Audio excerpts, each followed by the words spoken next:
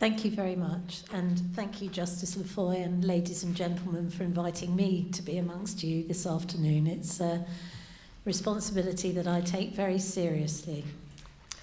So I've been asked to talk about the moral status of the human fetus from a pro-choice position, which implies a position that would allow for the possibility of morally justifying the termination of the life of the fetus. And I think the thing I have to start by saying is I can't stand here and talk on behalf of everybody that holds that position, because actually being pro-choice needn't necessarily entail a specific account of the status of the human embryo or fetus, and I hope I'll explain why that is the case. And you might well be surprised that within the body of people who, on the one hand, would describe themselves and act in support of a pro-choice agenda, you will meet people whose views and beliefs about the moral status of the human fetus do not look very different to those that Helen has set out today. And the reason that that is possible is that I might raise more of a question about the centrality of this question about the moral status of the human fetus when thinking about abortion, and want to think about it as one very important but only one component of a quite complex moral jigsaw that has other things in the mix as well.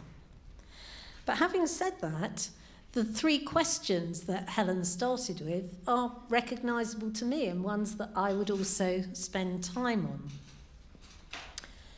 But maybe ask them in a little bit of a different way.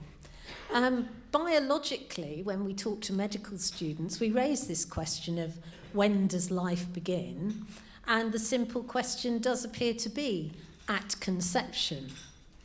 If we then want to get involved in a more moral as opposed to biological discussion of the matter, we open the question up and say, yes, well, life begins at that point, but how do we feel about the claim that life becomes morally significant at that point, and maybe morally significant to the extent that it has equal moral status to a human being that is already born, has a biographical and narrative life, say the woman that is carrying this fetus. And if we're prepared to separate those two questions, we then have something of a duty to reflect on what it is that makes a life morally significant. If we're not prepared to say that the very existence of human life triggers that moral significance, where are we going to look for an explanation? And as I say, people can vary quite considerably on where they would place that point of the emergence or growth of moral significance.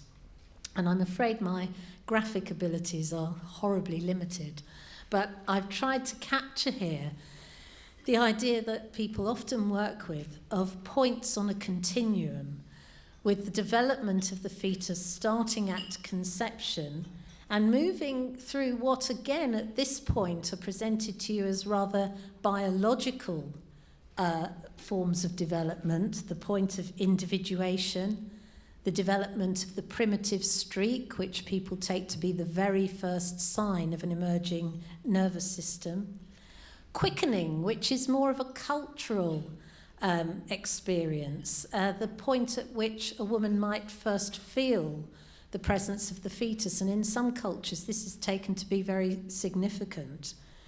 The idea of the security of a pregnancy, there's that 12-week point at which people come to feel more secure that a pregnancy will continue.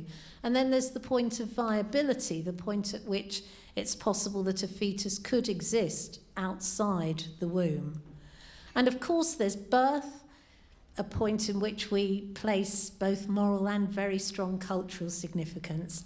And then beyond birth, a point that philosophers maybe are more comfortable with playing with than others, the notion of personhood, the notion that whilst we have been a biological body all this time, what we are actually developing towards being is a very particular type of being, a person, which is a type of human being, but if we had more time, we could also say not all persons are humans, and claims have been made for other forms of higher life, like primates being persons in some sense. But personhood is that point at which you actually become the person that has these interests in things, goals, projects, values, a sense of yourself as situated in the present, but also having a past and a future.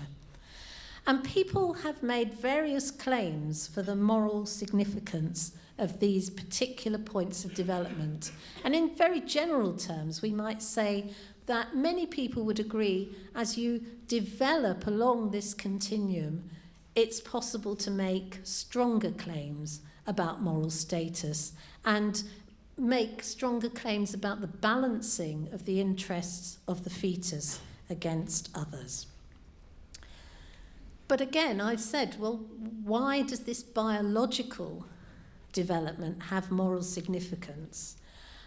If, as Helen, I think, suggests, we start at the very simple and straightforward point of conception and say this is where things start to happen, we are giving a very particular account of the value of human life. If instead we look at something like the development of the primitive streak, we might be thinking about how sentience, the ability to suffer, to feel pain, to have experience, bodily experiences, changes the moral obligations that others should have towards us. If we think about viability, we might be making claims about the fact that whilst in earlier pregnancy that dependency upon the woman is so clear and so impossible to untangle beyond the point of viability, do we have to think differently because of this potential for independence? And birth, sometimes people think, well, we don't need to even discuss birth because that's the point at which we clearly have a visible human being, a young baby now here before us. But others would say, well, that young baby has not changed significantly in the 48 hours preceding the passage down the birth canal or the removal from the womb. What is it about that journey that somehow makes for moral significance? And Helen also mentioned the notion of potentiality, and this again is something that people sometimes utilise, the idea that if we think of things as a form of development, we could say that right at the beginning of the development, you have the potential to become the thing at the end. So from the point of conception, you have the potential to become a fully fledged person. Now, does that necessarily entitle you to be treated in exactly the same way in those earlier stages of development or not? And this is, again, a question that people argue over. And I've used the example of a magnificent oak tree, hundreds of years old, which people would want to protect and really cherish because of all that has gone in to develop it and where it stands now in the scheme of things. Now, that's not to say we would disregard completely a tiny little sapling that has grown from an acorn that fell from that tree.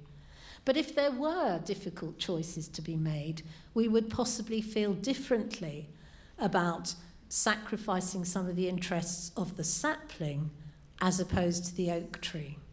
So the potential that something has to become something even magnificent, valuable, and unique might not necessarily translate into responsibilities to treat it a particular way in its earliest stages. Now, how do we proceed if we have this range of possible ways in which we could think about points along human development that have or do not have moral significance, because we do need a way of deciding how to treat the fetus, especially given the fact that how we treat the fetus or how we allow it to be treated by others has an unavoidable impact on how we treat the woman carrying it. So we have two sets of interests to consider. And this is why the legal status of the fetus seems so important to us, because sometimes the law can cut through when we have moral disagreement. But to do that, sometimes we have to say that the law can no longer necessarily establish what is absolutely right on this matter, because we, as a community, as people who maybe think about these things a lot and take them very seriously, find it very difficult to agree. And what Mary Warnock said when she started her work on the human embryo in the context of English law, what she decided was maybe our responsibility is to find a way of thinking about this that is all right, for sufficient people to then come together and agree on what we should do to take matters forward, how we should actually act towards the fetus. So currently, the legal status reflects, in your country, one might argue, the most morally conservative position on the status of the human fetus. And this is one that some people would dispute or fail to see as a decisive factor in the debate about abortion. But that's not to say that those who do hold to the position of equal status as an article of faith or of moral belief won't be free to continue to base their own deliberations and choices upon that view, whatever the law has to say. However, until the law changes, women who hold a different view have no such freedom. And I've suggested to you that there will be the possibility of holding a whole range of views, some of which will be more or less conservative in relation to the moral status of the fetus. And I will go back to this point I made at the beginning, that it's difficult, if not impossible, to consider the moral status of that fetus in abstract.